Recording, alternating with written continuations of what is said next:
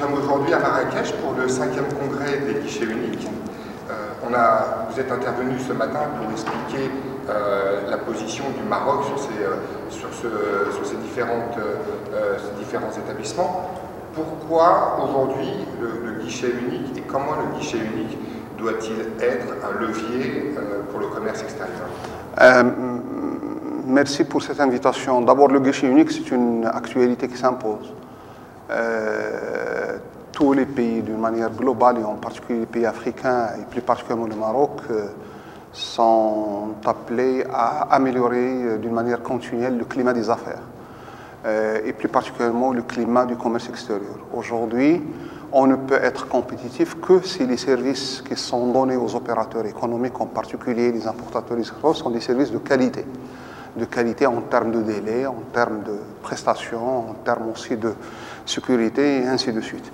Donc c'est pourquoi aujourd'hui, au lieu de laisser l'ensemble des intervenants dans la chaîne logistique concernant le commerce extérieur, il faut les réunir autour d'une seule plateforme. Auparavant, ça a été une plateforme physique. Aujourd'hui, la tendance est, avec les nouvelles technologies, c'est une plateforme électronique qui utilise les technologies avancées, particulièrement l'Internet, avec toutes ses facettes. Et le Maroc s'est bien engagé dans cette dynamique. D'abord, nous avons un guichet unique qui s'appelle Portnet. On est passé du port physique, si vous voulez, avec toutes les prestations manuelles, classiques, physiques, à un port électronique où tous les intervenants sont connectés. Les échanges des informations sont fluides, privés, publics. Les procédures sont automatisées aujourd'hui pour que l'opérateur, qu'il soit importateur ou exportateur, soit à l'aise. Donc ça, et on est très bien avancé. Aujourd'hui, on a des dizaines de milliers d'opérateurs qui sont intégrés dans cette plateforme. On a toutes les administrations publiques qui sont concernées par le commerce extérieur, sont impliquées dans cette plateforme.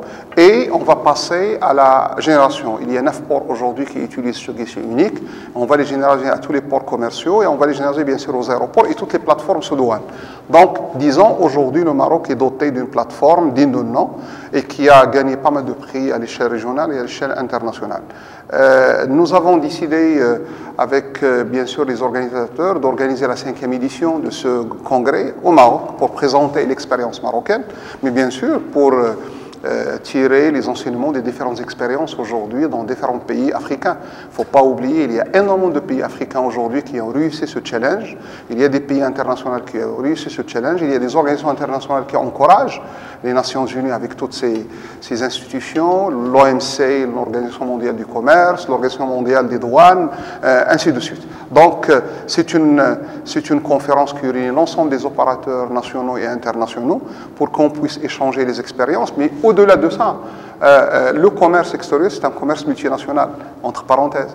Ça veut dire qu'il y a une chaîne qui est nationale, qui implique les opérateurs nationaux, mais il y a une chaîne qui est internationale. On importe de certains pays, on exporte à certains pays, donc il y a une chaîne.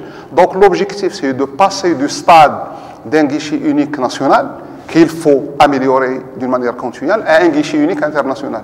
Et comme ça, l'opérateur n'a pas besoin d'être, si vous voulez, challengé par les procédures qui sont très archaïques. Aujourd'hui, on peut avoir l'information avant que la marchandise arrive et on peut réaliser toutes les procédures avant que l'importateur ait son marchandise ou l'exportateur envoie ses marchandises. Donc je crois que c'est une conférence, comme vous avez bien remarqué, presque 54 pays qui ont participé. C'est un record comparativement aux dernières éditions. On a un nombre très important des institutions. Et bien sûr, nous avons des experts qui vont exprimer leur point de vue sur l'évolution technologique qu'il faut adopter d'une manière continuelle.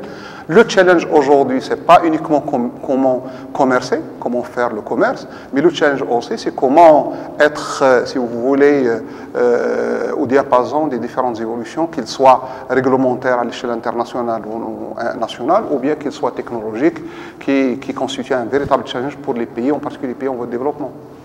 Il y a 2 grandes réformes dans le domaine de l'éducation et de l'enseignement. Premièrement, c'est lié l'éducation à la formation professionnelle. Et c'est déjà, nous avons opéré une réorganisation institutionnelle et on a créé un ministère qui s'appelle le ministère de l'Éducation nationale et de la formation professionnelle. Ça veut dire que la formation professionnelle, c'est-à-dire l'esprit d'entrepreneuriat, l'esprit de travail, doit être inculqué dans les esprits dès les jeunes âges.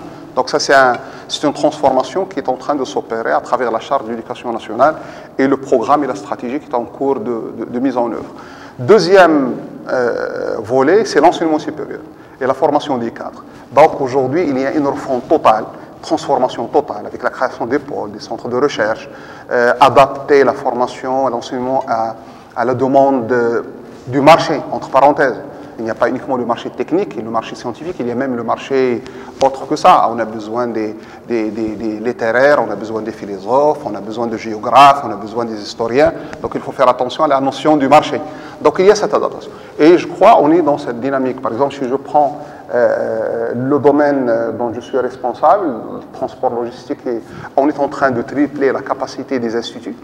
On est en train de s'ouvrir vers l'Afrique, on est en train d'encourager des investisseurs à venir s'installer chez nous, parce qu'on en a besoin, et on est en train de revoir un petit peu la matière qu'on donne aux jeunes, parce que quand même, comme j'ai dit, la technologie évolue, et les services évoluent, et la demande évolue. Donc il faut faire évoluer aussi la matière grise qu'on est en train de mettre en place. Moi, je crois que c'est une dynamique nationale, c'est une dynamique africaine, internationale.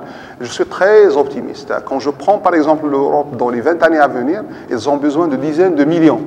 Quand on prend l'Afrique, dans les domaines que je maîtrise, on a besoin des centaines de milliers. Donc moi je crois que je suis très optimiste par rapport à la jeunesse marocaine, jeunesse africaine. Donc il y a de belles perspectives, mais il faut les préparer. Il faut préparer la formation adéquate pour qu'on puisse avoir, entre parenthèses, le passeport et le visa qui leur permettent d'aller au marché national ou international.